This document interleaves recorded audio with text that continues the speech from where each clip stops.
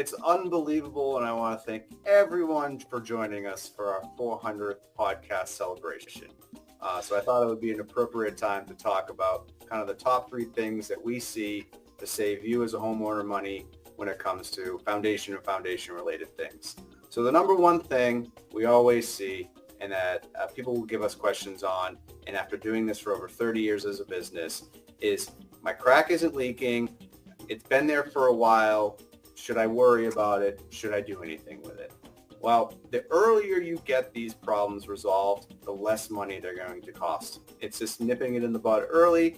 You're able to get things under control really quickly so that they don't become structural issues or water damage issues. So there's 2 types of cracks in this world, ones that leak, ones that are going to leak. We just don't know when. So if you're able to repair the foundation crack early, it's going to cost you less money, and then you're going to prevent further damage both structurally to the actual concrete or foundation itself, also to any sort of water damage that might occur, because these repairs will come with a warranty. So even though it may have been there for a while, you have an eye on it, it's not really doing anything. The reality is it is doing something, and it's time to look at whether or not it's actually time for repair. So it's usually getting away with it earlier is a lot less costly for the homeowner. The number 2 thing to save you money, and we say this all the time on the phone, especially during heavy rain events, the less you know about your water issue, the more you'll end up paying. And that's true for all the contractors that are going to be out there. Because if we don't know how the water's coming in, we're going to have to make assumptions because we're not there when it happens, right? So if you don't know, you're just having water in the basement. Well, if you want to solve your water problem, we need to provide multiple solutions that it could be. So a lot of times when people are saying, I have water coming in my basement, but I don't know where, can you come out and give me a solution? Well, we have to figure out what's going on there.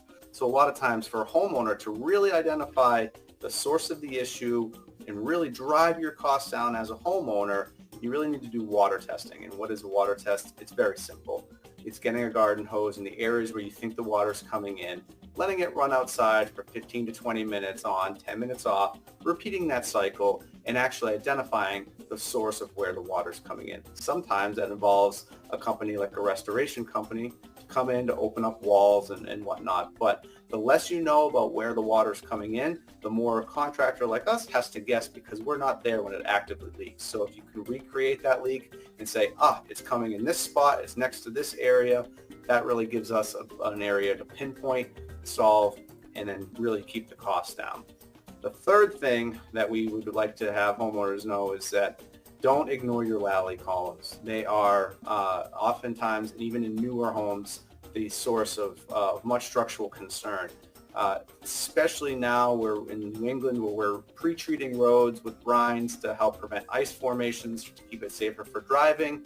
All of that stuff gets brought underneath the car. It melts, it gets wet underneath the car, and then it starts to corrode these lally columns, especially in garages.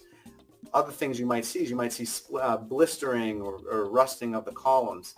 You know, it's not something that you can just ignore forever, because that active rust will keep them, will continue and will allow it for it to be totally compromised, and you're looking at a replacement, which can be done, and it's something that we do, but it's something that you need to be aware of earlier on. There are preventative maintenance things you can do for your lally columns earlier on, simple just brushing it off the surface rust and repainting them once a season or once every couple of years.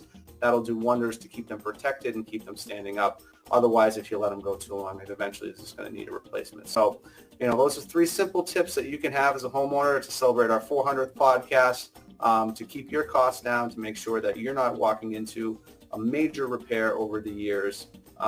These are simple things to just kind of keep in mind as you continue to live in your homes.